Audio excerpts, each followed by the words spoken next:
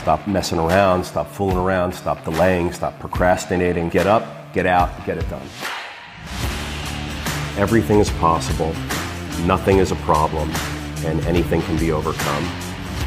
I just get my ass up out of bed, I get my shit together, and I get out and I start the fight. And that will transform you from a mere mortal into a superhuman being. I've never, ever, ever met anybody who told me that they got rich watching their IRA or their 401k.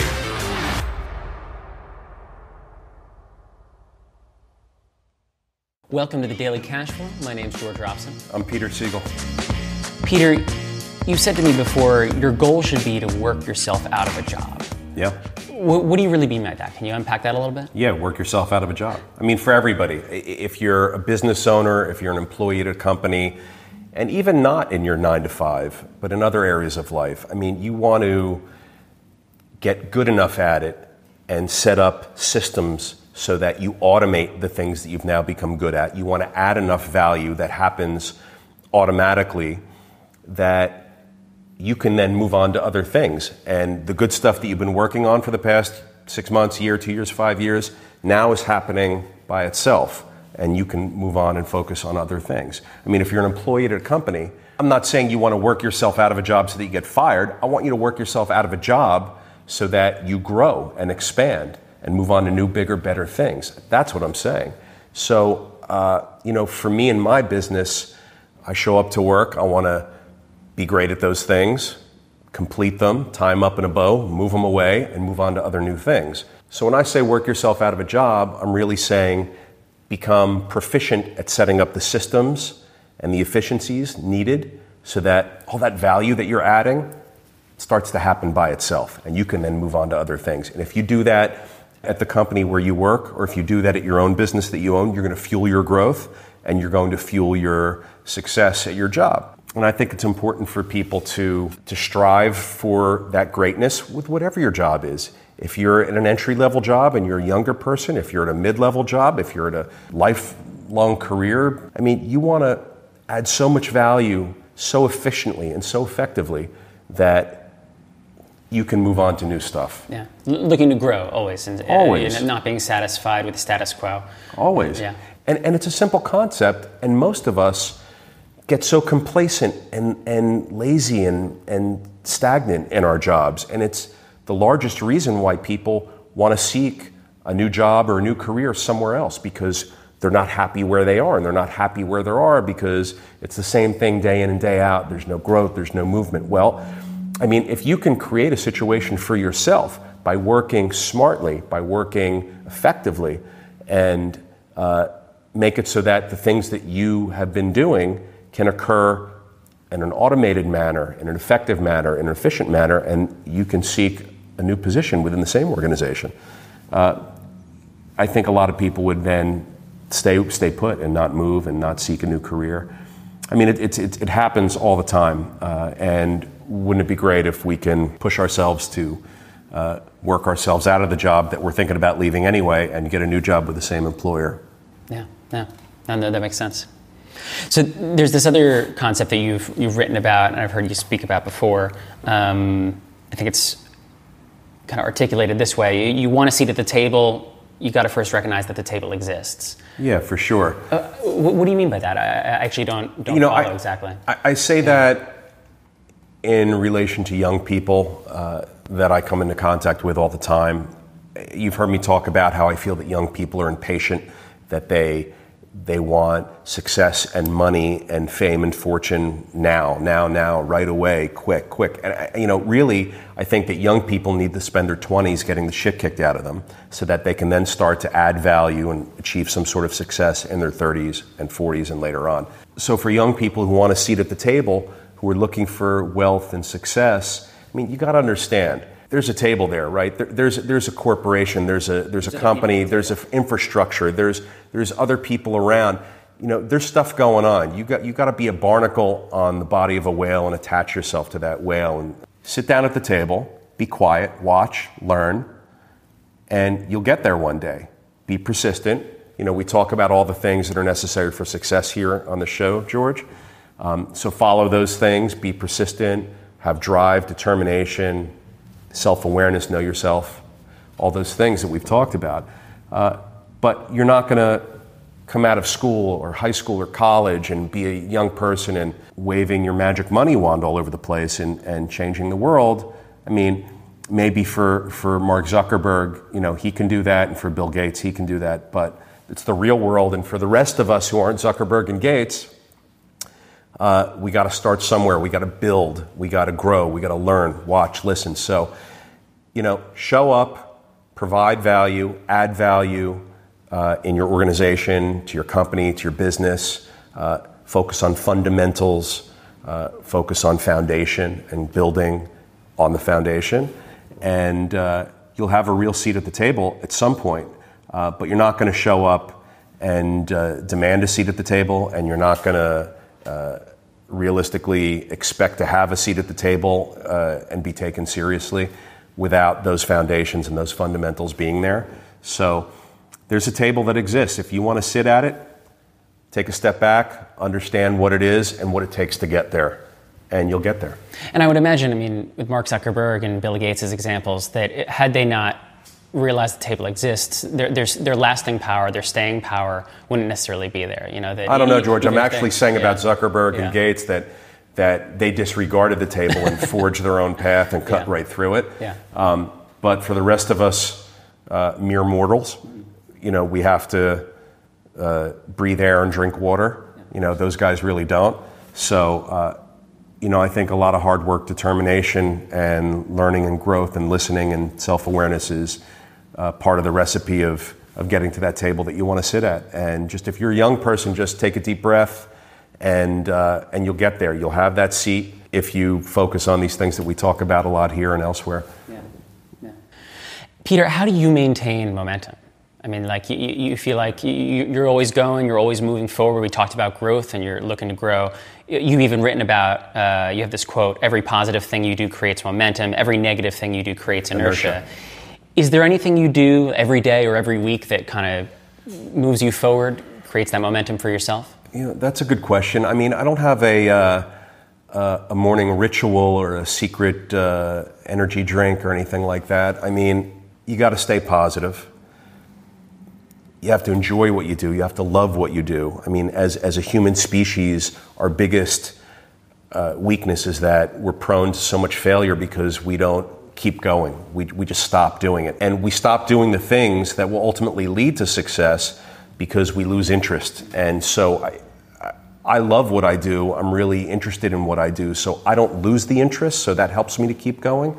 And be positive, man. We've talked about the things that people in relationships want to have with one another. Easy to be around, not high maintenance, friendly, fun, laughter. These little things that are so simple and part of our everyday lives, not just with work and business, but with so many other things. You got to have those things, and you got to be a positive thinker, and you got to say yes. We've talked about how to say yes more, and really only say yes. Yes you can, yes I can, yes we can, and move forward with a yes attitude and be a yes person. And so Peter, I'm on board with that and you're on board with that. But I can already hear the people, listening to this, that somebody's going to say, but Peter, I just don't feel like it. I don't feel positive. You know what? Put your big boy panties on, and when you don't feel like it, force it on yourself. Literally take the sandwich of yes, shove it down your throat, and get on with it, man. And you got to do it every day. Force feed it. If you have a tough time being positive, if you have a tough time seeing how to say yes, if you have a tough time agreeing that you should even say yes in the first place, I challenge you. Try it. Force feed it on yourself. And whatever the number of days is, if it's 21 days to form the habit or 66 days or whatever the modern number of days are that are required to form that habit, do it for a while. Force feed yourself the positivity and watch what happens, because once you take care of your physical state, your mental state is going to then follow in suit. If the body doesn't have it, the mind can't have it, and they both have to be working in synergy. So force it on yourself. Whatever you got to do to block and suppress the negativity and encourage and nurture the positivity, you got to do. For some people, it's easier than others. I think that's probably what you're asking. If you're amongst the people that it's not so easy for, find ways that work for you. Create habits, force the habits. Once you force the habit over and over and over and over and over again, you're going to wake up one day and it's going to be all of a sudden easier for you to do. And you're now going to be in the easy for me to do column, not in the hard for me to do column. Just don't get stuck. Be a yes person. And if you think it's all bullshit to say yes and the positivity and the yes I can, look, then you're just finding another excuse. What are you going to do? You're going to let your excuses and your reasons not to hold you back and then define you as a loser? Or are you going to be a yes person and a positive thinking person and an open-minded person and move forward and grow and nurture and have the relationships you want and have the success you want and have everything that you want? I know what I'm choosing for myself, and I know that the people that are closest to me are positive people. It's very hard for me to be around Debbie Downers and negative thinkers and depressed people. I don't know about you all out there, but if you have a choice and you do, what are you going to choose? Depression and negativity? Or are you going to choose upbeat, momentum, positivity, encouragement? What are you going to choose? So make the right choices. Choose the positivity. Choose the yes. Choose the encouragement. And you'll find that once you choose it enough on a regular basis, you're going to get there. Again, 21 days, 60, I don't know how long it's going to take, but I know it's not going to take forever, and I know it's not going to take a day. So make a decision and suck it up and force feed yourself a bunch of yes with lettuce and tomato, man. Whatever you got to do. The more happiness you give, the more happiness you're going to get. Yeah. Man, I'm getting hungry with it. I need to go home and get myself a yes. Like on my food rack? I think that's why I say that, because I'm a food lover too, so why not eat and drink it? Got a yes and lettuce and tomato sandwich when I get home. Yeah. So we've been getting a lot of DMs on our Instagram, a lot of emails from accredited investors, and these are successful people. These are people that have been in business a long time, and they have these questions about real estate investing, and honestly, a lot of them don't know that much about it. They're confused about different aspects of it. There's a lot of miscommunication, misunderstandings. What are the most common misconceptions that you come in contact with concerning real estate investing? That's a great topic for me. I think I hear a lot of that too. So there's a few common misconceptions. The ones that pop into my mind immediately are that people think it happens overnight or that it can be quick. And nothing in real estate happens overnight. We've talked about that here before. And I think connected with that is that it's not get rich quick, but it's get rich for damn sure. And we've talked about that here, and I think that's probably why those are the first two that popped into my head. But it's a great path to be on if you've got the determination and the connection to it and the commitment to it. I think a big one for me is that people don't understand that real estate is really a people business. While as much as it is land and bricks and mortar, it's people. People have to rent your space. People have to build your space. People on your team have to run your assets and help you run your business. So it's as much as anything a people business. Most people think that real estate is like sexy and it's deal making and it's banking and it's like all these topics that turn people on, especially young people. They say, I want to be a real estate executive. I want to be a real estate investor. Oh, really, do you? But it's real estate is a people business as much as anything, as much as retail and as much as anything when you're dealing with the public. And I think that there's a misconception about really what's at the core of being successful at real estate. It's being able to connect with people. You have to be connecting with your customers, your residents, your tenants, your vendors, suppliers, your team. All of that stuff is so crucial. And then lastly, I think that for me, what I found over my 30 years in the business is people feel that the big moment comes when you sell real estate, and selling is where you make all your money. I sold a property, I sold a building, I sold my shopping center, I sold my apartment building, and I never got it. I never understood it. The whole thing for me about being in this business, and I'm in income producing real estate with apartment buildings, so the whole thing for me is I'm in it for the long term, I get cash flow, and while I'm getting the cash flow, I get the mortgage, interest, tax deductions, and depreciation, so there's great tax benefits. And while all that's happening, my mortgage is getting paid down by my residents sending in rent every month. Oh, and by the way, as you add value to the building by renovating, by capital improvements, by whatever the business plan is for that asset, you're forcing capital appreciation. So you're getting the capital appreciation without having to sell the asset to get the capital gains. I mean, when you sell, George, you're out of business, you got to pay taxes. Oh, and by the way, you worked so hard to find that asset and opportunity in the first place. You worked so hard to put the business plan together and then to add all that value with the renovations and the capital projects and improvements. And you worked so hard and got the shit beat out of you to get to a point where you have a great, valuable asset, and now you're going to go sell it? I mean, I never get it. It's such a fight. It's such a battle to get a hold of these opportunities and to work them and to show up to your job every day and be involved in them. And then you're just going to sell only to pay taxes? Oh, and by the way, if you've ever refinanced along the way, you're only reducing your basis on it, so your taxable exposure is even greater when you go sell. So unless you're doing a 1031 tax-free exchange when you sell, it's just a stupid move. Everybody that I know that's really wealthy and successful in real estate has really never sold anything, or strategically and very limited basis only sold things. And when they sell, they do these 1031 tax-free exchanges, and they roll the money over into a new opportunity and asset and start the whole clock all over again without paying the taxes. So for me, selling just doesn't fit with my core business plan. I mean, I hear the through line, I feel like, out of all of those is that it's a lifestyle that everyone right now, I feel like, is looking for, and this has always been the case, looking for the jackpot and winning the lotto, and finding that business deal that's going to allow them to just not work anymore, or do whatever they want. And what you're saying is that this is a lifestyle, and that whatever it is you choose to do in your life, do it because it makes you happy. That way, you're going to increase the odds of you doing it for a longer period of time. I chose to be in real estate investing because it makes me super happy. I'm good at it. I get psyched about it, so I do it. And what I've learned by doing it is just stay the course, don't sell.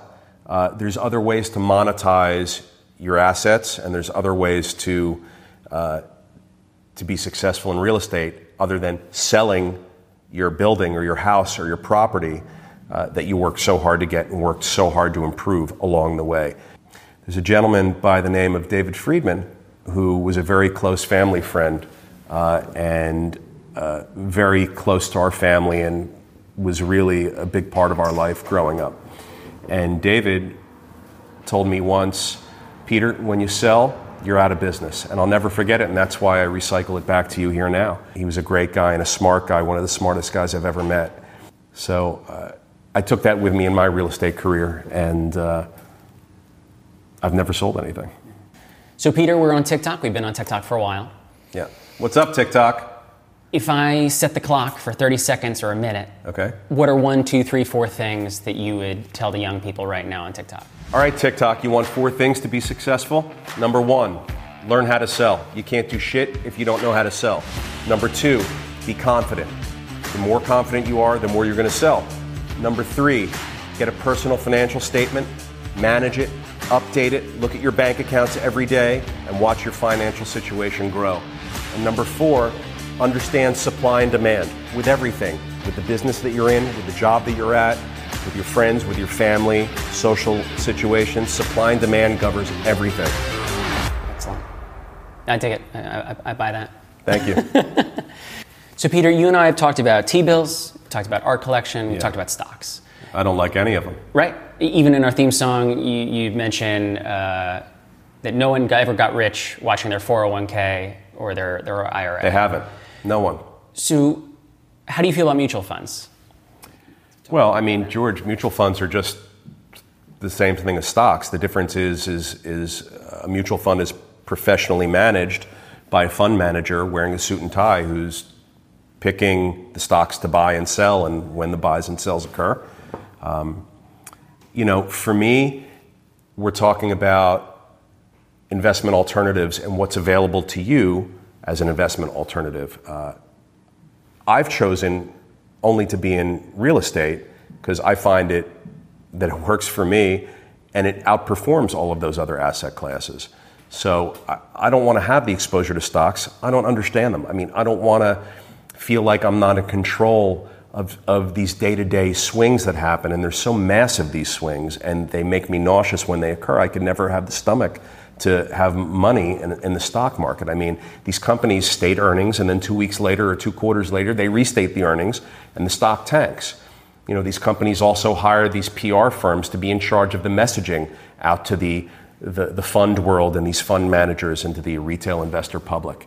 And they change the PR firm, and the messaging changes, and the stocks tank. I mean, you can't manage that. You can't deal with that. I mean, so much of what should be involved with making investments is really just based on fundamentals, cash flow, profitability. I mean, these are things that you don't hear so much about anymore. Instead, we hear today about eyeballs, visibility, future earnings. I mean, I can't sit around and wait for future earnings to occur or not occur while these massive swings happen in stock markets and with these mutual funds. So I've chosen income-producing real estate because it's outperformed most of these asset classes over time and throughout history.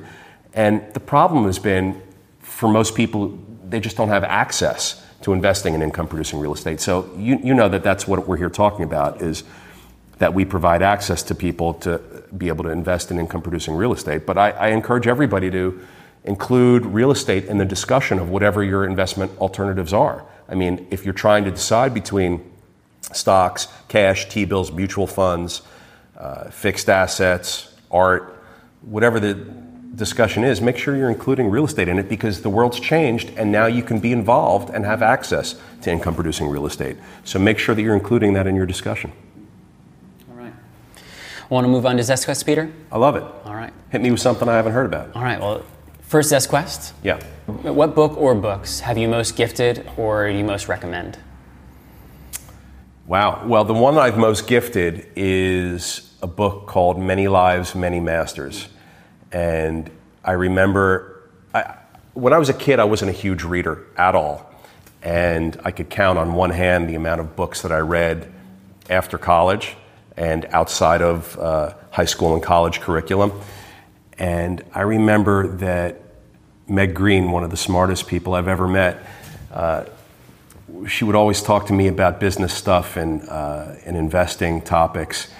And she turned me on to this book. She said, "Peter, you got to read this book, Many Lives, Many Masters." I thought it was about a business topic. And she's like, no, it's not about business. So I read it on one flight down to Florida. What is that, a couple of hours? I mean, it was the fastest I've ever read anything in my life. And just loved it. I couldn't put it down. I mean, it sucked me in. And it was one of those moments I'll never forget. And I gave that book to so many people, and I turned so many people onto it. Even now, 20, 30 years later. I mean, it's 30 years later. I'm still turning people onto it. I mean, it was just a sick experience that I had reading this book. And so definitely check it out. And now there's so many other books on topic with Many Lives, Many Masters. But check it out. And George, throw up a link or the author's name. And help people get turned on to it. Yeah, absolutely. And thanks, Meg, for that.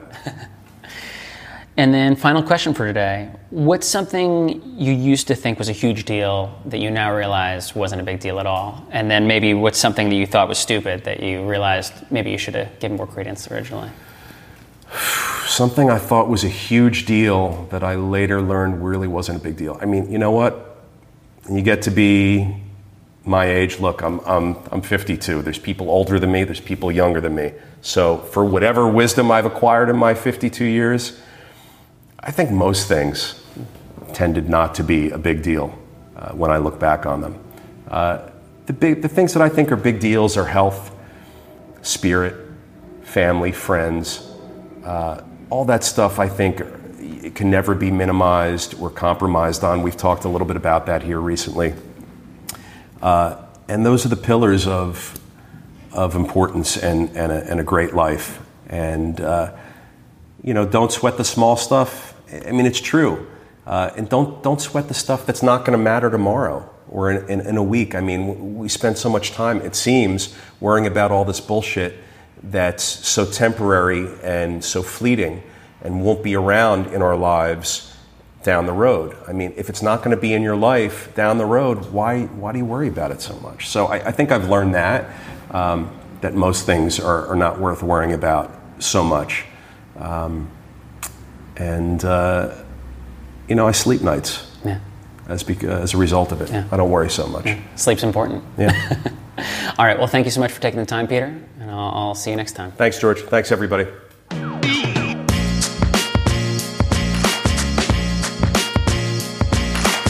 If you like what you just heard, you can subscribe to The Daily Cash Flow on iTunes or wherever you listen to podcasts. And we'd love it if you left us a review. You can follow us on Twitter and Facebook at SiegelCap and on Instagram at Siegel.cap. As always, if you're an accredited investor, go to SiegelCapital.com and take our survey to see if you qualify to take part in one of our apartment building deals. That's SIEGEL Capital.com.